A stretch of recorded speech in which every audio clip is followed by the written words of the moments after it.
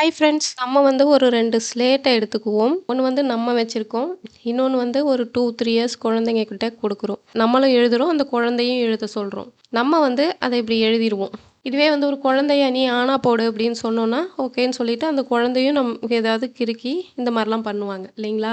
Share மார்க்கெட்ன்னு எடுத்துக்கும் பொழுது, ஒரு எக்ஸ்பீரியன்ஸ் ட்ரேடர் ஆகட்டும், ப்ரொஃபஷனல் ட்ரேடர் இவங்கலாம் இந்த கேட்டகரியில வரும். அவங்க பண்ற ட்ரேடிங். ஒரு ஆப்ஷன் பையிங்கில இப்ப தான் புதுசா வரீங்க. நம்மளும் என்ன அந்த குழந்தை எப்படி நான் ஆனா போடுறேன்னு அக்செப்ட் பண்ணிட்டு, இந்த மாரி கிறுக்கி வச்சிருக்கோம். அதுக்கு இதுதான் ஆனா. அது மாரி நம்மளும் ட்ரேட் எடுக்கிறோங்கிற பேர்ல ஒரு குழந்தை மாரி தான் மார்க்கெட்ல இப்படி தான் நம்ம பண்றோம். நம்மளுடைய ட்ரேடிங் இப்படி தான் மார்க்கெட்ல இருக்கு அப்படிங்கிறத ஒவ்வொரு ஆப்ஷன் பையரும் புரிஞ்சுக்கணும் ஃப்ரெண்ட்ஸ். ஒவ்வொரு ஆப்ஷன் பையரும் இதில பிகினரா உள்ள வரும்பொழுது, நம்மளும் இந்த ஒரு லெவல்ல தான் இருக்கோம். இன்னும் இந்த லெவலுக்கு நம்ம வரல.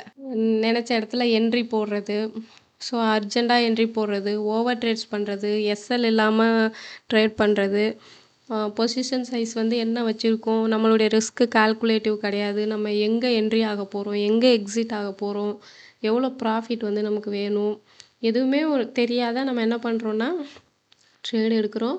ஸோ அப்படி எடுக்கும் பொழுது நமக்கு நிறைய லாஸஸ் மேக் பண்ணுறோம்.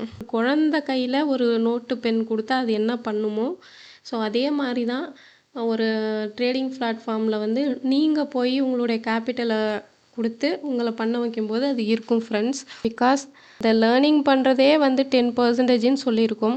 ஸோ அதை லேர்ன் பண்ணி அது ஒவ்வொரு விஷயத்தையும் தெரிஞ்சு அதை ப்ராக்டிஸ் பண்ணி அதை மார்க்கெட்டில் அப்ளை பண்ணி ஸோ அதுக்கு ஒரு சக்ஸஸ் ரிசல்ட் எடுக்கிறதுங்கிறதே 10%க்குள்ளே தான் வருது. இப்போ இதையே இந்த 10%க்கே இன்னும் நம்ம நிறைய பேர் தயாராகாமல் இருக்கீங்க.